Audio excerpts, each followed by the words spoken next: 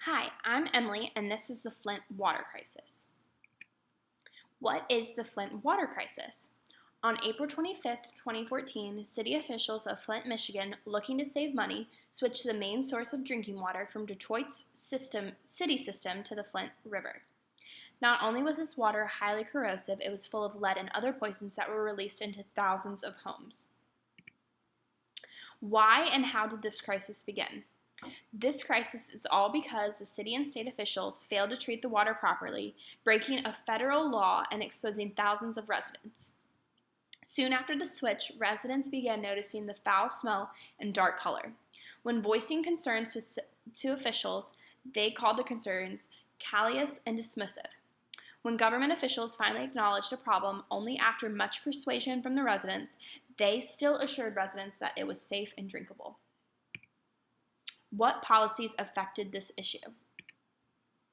In January of 2016, concerned pastors for social action filed a lawsuit to help address the contamination issues for the Flint community. It wasn't until later in 2016 that the federal court ordered Michigan state officials and the city of Flint to ensure that every Flint home has access to safe drinking water. Despite the ruling, the city and state did not comply. In 2017, they were forced into an agreement to try and fix the problem, with the city giving up $97 million to pay for this work.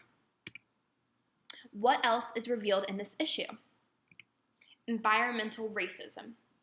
Environmental racism is believed to have played a large part in the water crisis. Environmental racism is when a group of people is put into an unfair disadvantage because of their race or socioeconomic status. Flint, Michigan is known to be a primarily poor city, which is one of the reasons why the city switched to a cheaper way of water supply in the first place.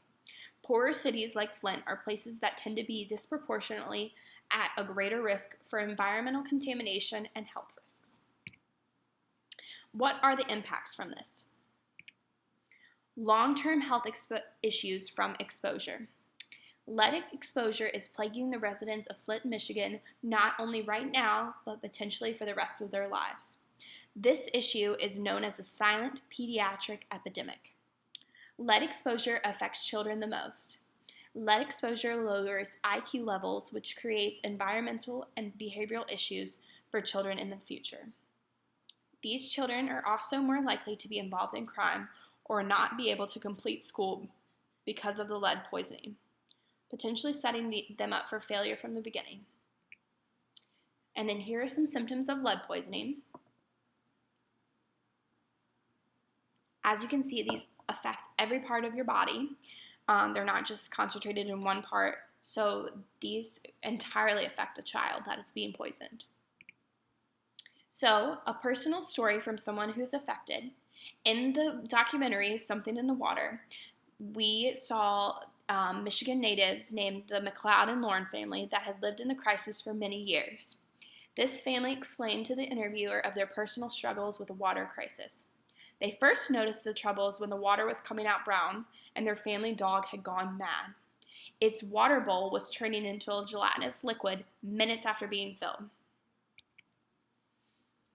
After this time, they then noticed an effect within their children as well. The kids' grades started to decline because they had been seriously sick from the water, as well as their moods and behavior affected. And then below you just have a picture of the McLeod family. How is the government responding to this issue? The initial response up to the Flint water crisis was denial. Lawmakers continuously denied that there was anything wrong with the pipes, and the water was fine to drink. This was 2 years worth of denial. Fast forward to 2016, the EPA awarded $100 million to fund the drinking water infrastructure upgrades. At peak contamination, Flint water was found to be 19 times more corrosive than the Detroit water, and this was all according to Virginia Tech, who again was the main people who found out this problem in the first place. What happened to government officials lying about the water? On November 13th, 2015, residents of the city filed a class action lawsuit claiming 14 state and city officials knowingly exposed residents to toxic water. On April 20th, 2016, Criminal charges are filed against these officials. And then December of that same year, 4 officials, 2 of which were Flint's former emergency managers and 2 water plant officials, were charged with felonies of false pretenses. Who is addressing this issue? Citizens or activists? The answer is both. Citizens of the Flint all worked together to file the class action lawsuit that we learned about, and this was all against the EPA. They demanded more than $220 million. Virginia Tech was also one of the main organizations addressing this issue. They were the ones who identified the original problem. Organizations responding to the crisis. Charles Stewart Mott Foundation. What is this foundation? This foundation was started by Charles Stewart Mott as his response to the concern for the welfare of Flint, Michigan. What originally started out as an outlet for charitable contributions turned into a platform for the foundation to expand to positive areas like education, civil society, and environment. What are they doing to help the Flint water crisis? They have awarded the city $100,000 to provide free water filters to the residents. They also contributed another $4 million to help reconnect the water to the old system. CrowdRise. CrowdRise is a nonprofit organization by the company GoFundMe that raises money for different causes in a creative and cohesive way, bringing these communities together to unite for the cause. And what are they doing to help Flint? This organization has partnered with rappers Big Sean and Sean Anderson on the Heal Flint Kids campaign. They raised $300,000 that went to the children, and initially through the campaign and music fundraiser called Pearl Jam. Final thoughts. While I do believe that there is a lot being done currently to help citizens of Flint, I feel that there needs to be more done to address the long-term health problems that are arisen from this issue. It discourages me knowing that there are so many children growing up in this community that have been exposed to poisoning at such a young age. And then finally, here is a very recent, this was actually just posted on the 24th, I believe, so yesterday, a video from Little Miss Flint about the crisis. Time now for our series, Serene in 2019. As we just saw with Jamil, the mantra is make your message, and that's just what one young girl did for her hometown. And on Earth Day, y'all know this is Earth Day today, we are highlighting one of our favorite environmental activists. Little Miss Flint is her name. We first met her at the beginning of the Flint water crisis, now almost 5 years. It's been 5 years, y'all. Here's a look at the huge impact one 11-year-old is having.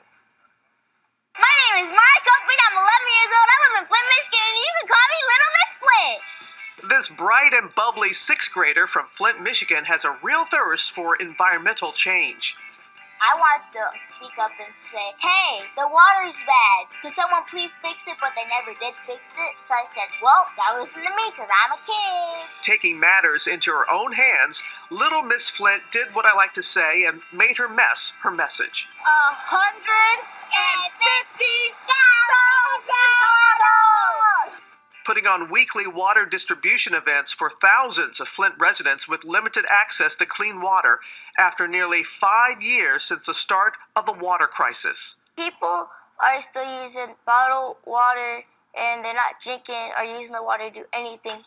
After Flint's water source was switched to the Flint River in 2014, nearly 100 people were critically ill, 12 losing their life after drinking the lead-contaminated water. A lot of people think, oh, well, we don't see it on the news anymore, so the water crisis must be done there, or water must be better.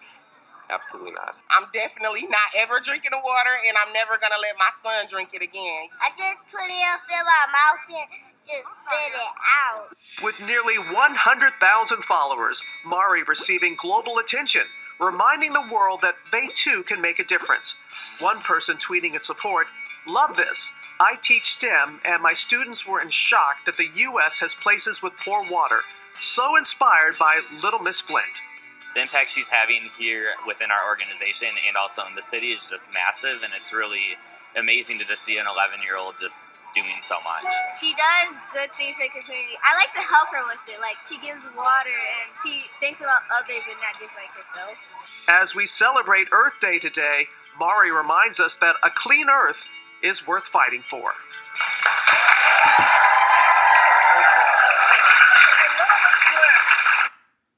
Alrighty, thank you guys for watching, and that's the end of my presentation.